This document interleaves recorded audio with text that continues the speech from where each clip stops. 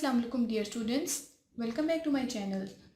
Again today we have a very interesting topic to discuss, that is without using tables find the values of trigonometric functions. We have different values of trigonometric functions. The value of trigonometric function greater than 700, even greater than thousands and 2000s. So how we can calculate them without using the table? So firstly we will discuss this part, and the second part of our lecture will be if we have a number that is smaller, it lies between 0 to 360, but still there are some values which are not easy to calculate, right? If we have a value of cos 162, you can say sine 234, or you can say tan 330, etc. You can take any value which is not easy to calculate but lies between 0 and 360. I'm going to tell you that technique. So without using the tables and finding the values of trigonometric function, we will basically apply three rules. The rule number one we have is, whatever the number we have and that is a greater number, we remove full rotation of 360 degrees until the angle is between 0 and 360, right? First example, we suppose we have cot minus 855. So first what we do is we remove the full rotation of 360 angle until the angle is now between 0 and 360. We can take any multiple of 360. Like 1 times 360, it means 2 pi. 2 times 360, it means 4 pi. 3 times 360, it means 6 pi, etc. Whichever is suitable to this number, we will use that.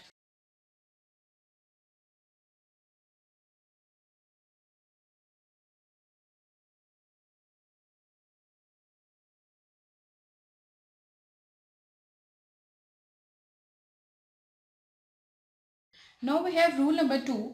If the angle thus obtained is simple enough to calculate, then put the value of trigonometric function and simplify it.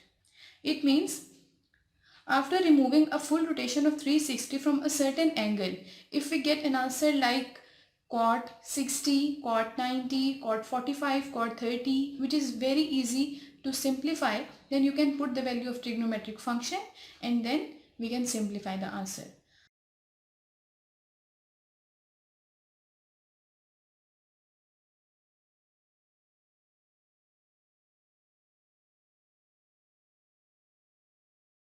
Rule number 3 is, if the angle thus obtained is still not easy to simplify, then we can split that angle, and splitting the angle into 45, 30, 60, 90, 180, 270, 360. It is preferable.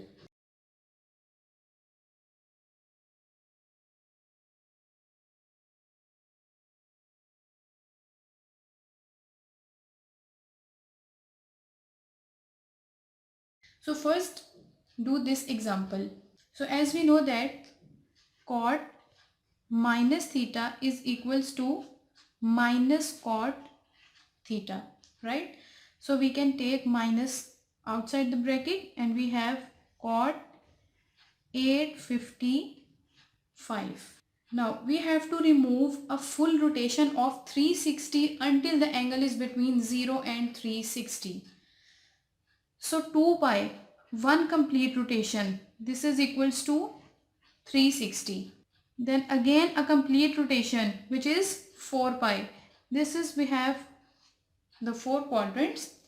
So one complete rotation 360, two complete rotations 4 pi, which means 720 degrees.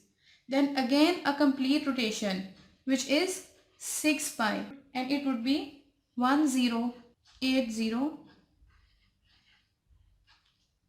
But I think we will go with the 4 pi, right? Because 6 pi is greater than this number. So minus cot 855 minus this 4 pi. So we will subtract 720. So 855 minus 720. We have cot 135 degrees. If the angle thus obtained is simple enough, put the trigonometric value and simplify it. But this is not as simple to calculate the value of cot 135, right? So what we will do? Otherwise, split the angle, and splitting it to 30, 60, 45, 90, 180, 270, 360 is preferable. So we will split it. Minus cot, and we have 90 plus 45. 90 plus 45, which is equals to 135. So we can write 135 as the addition of 90 and 45. Okay. Now this is, we have minus sign will come as it is, and now we have cot. 90 plus 45. Just remember the rules I discussed in the previous lecture for solving the trigonometric ratios of allied angles. All the rules will apply here. You can watch the video for complete understanding. I have dropped the link in the description box. So this is 90 degrees. 90 plus 45. It means we are in the second quadrant. In the second quadrant, the value of cot is negative. So we will put a negative sign. And we have to check whether this theta is added to a even multiple of 90 or odd multiple of 90. So 45 is added to an odd multiple of 90, because 90 is equals to 90 into 1. So 1 is an odd multiple, right? So then cot will be changed into its co-ratio, which is tan. Tan, and the angle theta, which is 45. Now minus minus plus, and we have tan 45 degrees. The value of tan 45 is equals to 1. So this is how, by using these rules, we can easily find the value of trigonometric functions. Let's take another example. So next we have is cosec 2040 degrees. So first remove full rotation of 360 degrees until the angle is between 0 and 360. 2 pi, 1 complete rotation, 2 complete rotations, that is 4 pi. It is equals to 720. 3 complete rotations, that is 6 pi. It is equals to 1080. How we can calculate it? Just multiply the numbers with pi. The value of pi is 180, and you can simply get the answer. Then the value of 4 complete rotation is 8 pi, whose value is equals to 1440. Still a larger difference. Then the value of 10 pi is 1800. The value of 6th complete rotation, 12 pi, whose value is equals to 2160 degrees, right? So which one is suitable for this number? 2040, this 1800, because the next is then greater than this number. So cosec 2040 degrees, we can write 2040, and removing a full rotation of 360, we have this term. Now 2040 minus 1800, this is, we have equals to 240 degrees. Again, this is not simple to calculate. Then we will split it again. So we have cosec. Now we can split it into 180 plus 60. So this is the line for 180. This is 180. 180 plus 60. It means now we are in the third quadrant. In the third quadrant, the value of cosec is negative. And theta is now added to an even multiple of 90. Because 180 is equals to 90 into 2. So this is an even multiple of 90. So cosec will not be changed into its co-ratio, and we have the same cosec, and this is 60 degrees. Now the cosec is the reciprocal of sine. The value of sine 60 we have is under root 3 over 2. So it will be cosec 60 is equals to 1 over under root 3 over 2 which is equals to minus 2 over under root 3. So this is the value for cosec 2040. Now let's take an example.